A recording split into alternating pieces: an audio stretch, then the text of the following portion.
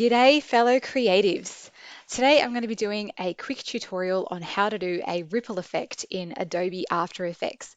There are quite a few tutorials out there already, but when I was looking at how to do this, I did find that none of them were really made for real absolute beginners. And they seem to miss a few steps and kind of expect that you would already know a little bit about the interface. So I'm going to do everything step by step, baby steps. The first thing we need to do is obviously open up Adobe After Effects, and then we want to go to New Project and then New Composition. Give it a name. I'm just going to call mine Ripple Effect. Okay, then over here in this panel we want to double click in this empty space and then we can import our file. I've just got a static image, just a PNG image, and then we click on that and drag it over onto the stage. And as you can see, if I move the time bar here, nothing is happening. So you can see that the image is on this layer here. We want to add a new layer. So one thing that really tripped me up here is that you need to make sure that this area is activated, the layers area. So we go up to Layer, New, Adjustment Layer. And that is where we are going to put our ripple effect. So now if we go over to the Effect and Presets panel, and we search for ripple, it's down here under distort. We just click on that and drag it onto our adjustment layer. And if we test our film again, we see that nothing is happening, and nothing will happen until you change these settings up here.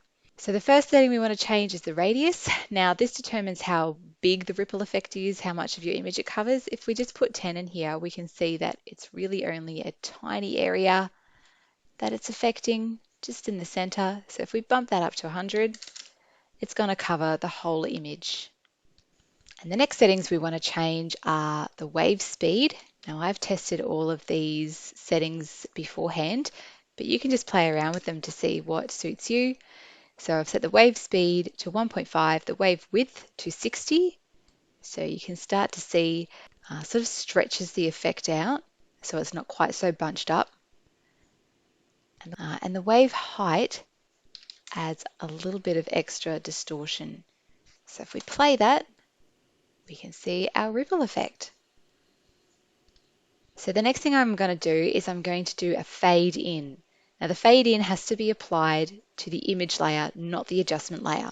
And this is where I really got tripped up. So to add the fade in effect, we're going to open up some of these layer options and then click on the little arrow next to transform. And we're going to change the opacity. So make sure that your time bar is right at 0. And then we click on the little stopwatch here to set a keyframe. And then we change our opacity to 0. Then we move our time bar to where we want the animation to end.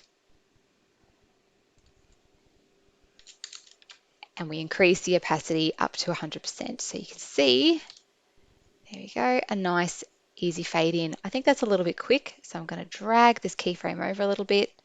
Try it again, much better.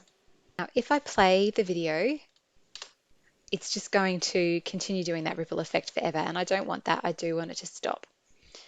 So we need to go back to the adjustment layer. So we open it up back here, and then we open up the effects, and we have all the options here for the ripple effect.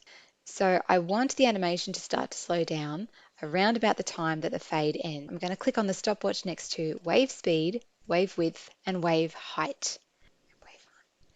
Then move the time bar to where I want the logo or the animation to stay still. And I can always change these later just by dragging those keyframes around. And then I'm going to change the wave speed to 0, the wave width to 50, and the wave height to 0. There you get that nice little ripple, and then it goes still. I think I'm actually going to drag these a little bit closer in.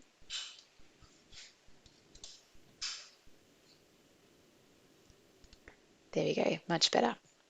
And that's it. We now have a fade in, a ripple effect, and we stop the ripple effect after a short amount of time. The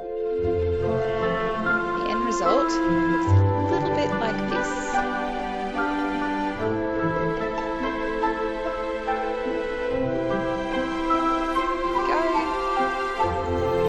So thanks for watching.